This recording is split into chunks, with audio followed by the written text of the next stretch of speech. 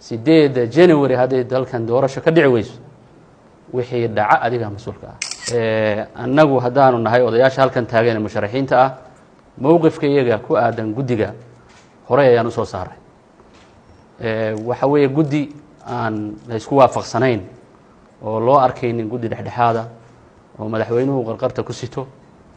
uma noqon karaan ummadan iyo dadkanba dad u xaq soo kara oo go'aan ka gaari kara mustaqbalka dadka waxa intaas dheer inaanay gudigani habraaci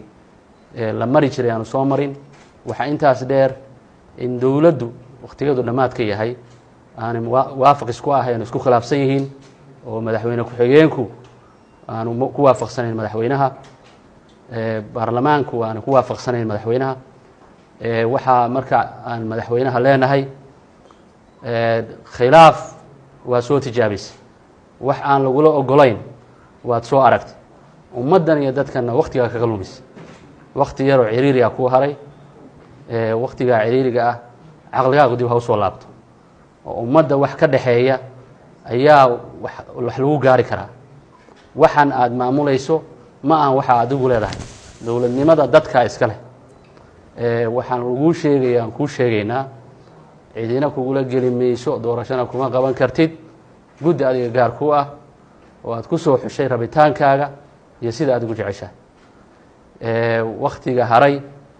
mas'uuliyaddu adiga ku saaranta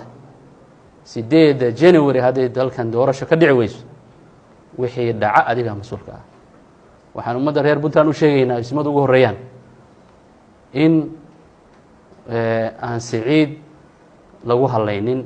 3 sano iyo siyaado ayuu dadkan wuxuu kaga lumiyay dimuqraadiyad beena haddana doorasho uu rabo inuu isku caleema saaro ayuu rabaa inuu dadka inta waqtiga dhiman kaga lumiyo in meel looga soo wada jeensado ayaan maaragtay ku baaqaynaa waxaan rajaynaynaa dadkan dhaqan soo jireynay lahaayeen oo nabadeyn oo nabada oo wada jir ah oo maxaa la yiraahdaa ay ku xalistaan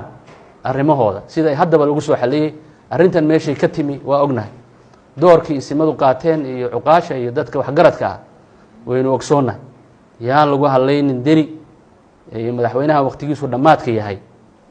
inta waqtiga ka haray waa mahadsantiin bishaaro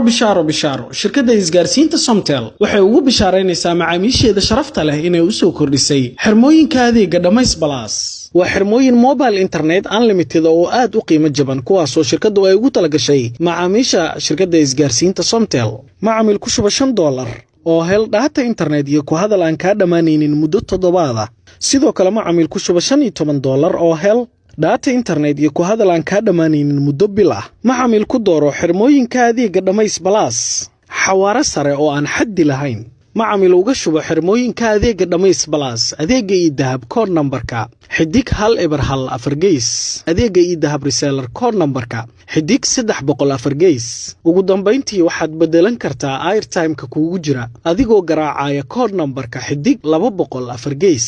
macaamil xirmooyinka adeega dhamays Plus nafsadaada ku soor